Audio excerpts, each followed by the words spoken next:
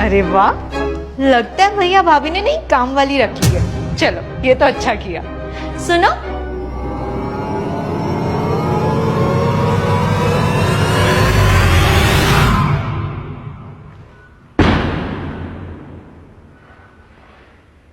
माँ, माँ ये क्या हालत बना लिया आपने अपनी। अब घर में झाड़ू पोछा कर रही है, क्या है ये सब? कुछ नहीं बेटा, अपने घर का काम कर रही हूँ।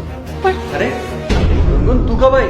भैया, माँ की ये हालत देखकर तो लगता है कि मैं बिल्कुल सही टाइम पर आई हूँ। ये कैसे कपड़े प्रेस किए आपने मेरे? गुनगुन, तू? भैया, कोई जवाब क्यों नहीं है आपके पास? माँ पोछा क्यों लगा रही है घर में? क्या हाल कर रखा है आपने? हाल? क्या हाल बनाया है तुम्हारी माँ का? ठीक तो है हाल उनका?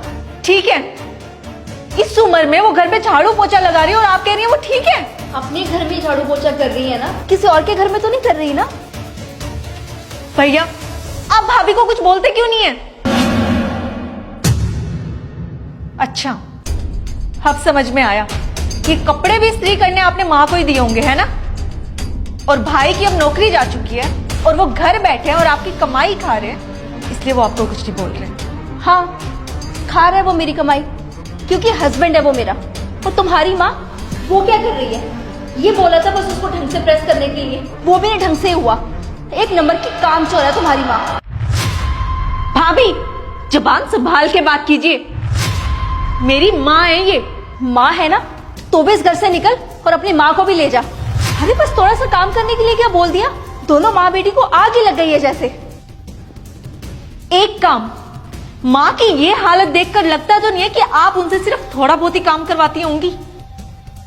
और जितना तुम्हारी माँ खा लेती है ना, उतने में ना घर में एक नौकरानी आ जाती है।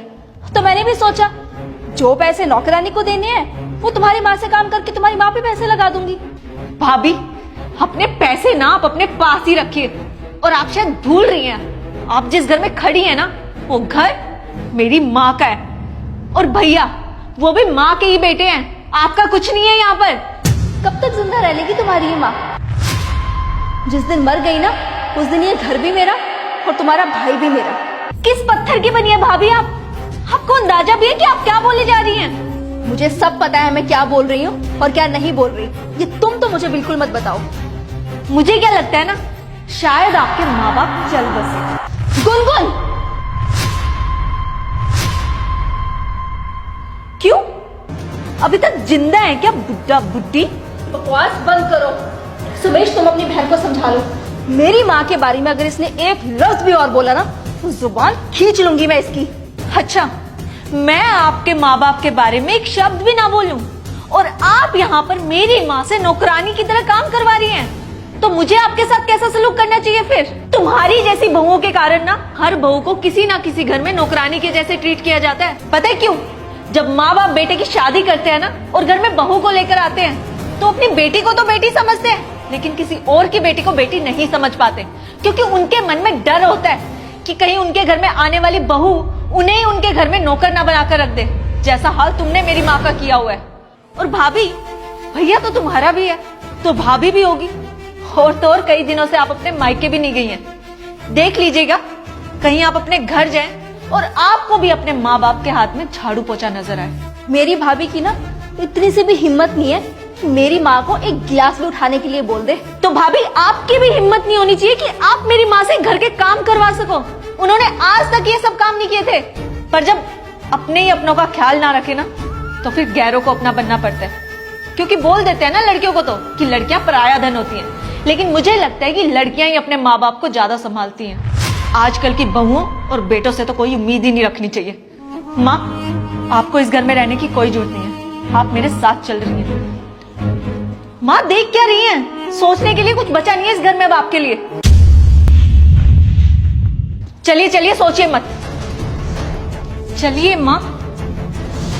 और भैया, अभी तो मैं माँ को इस घर से लेकर जा रही हूँ, पर भूलना मत, ये घर ना मेरी माँ के नाम है। जल्दी आपके पास लीगल पेपर्स आ जाएंगे, फिर देखती हूँ इस घर में किसकी चलती है। चलिए माँ।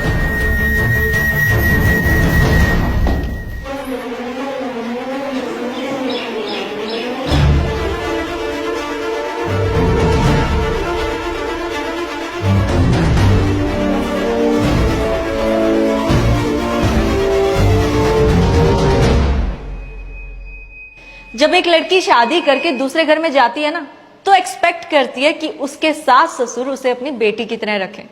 तो एक बहू को भी जब वो शादी करके अपने ससुराल जाती है, अपने सास और ससुर को अपने माँ बाप ही समझना चाहिए, सास ससुर नहीं।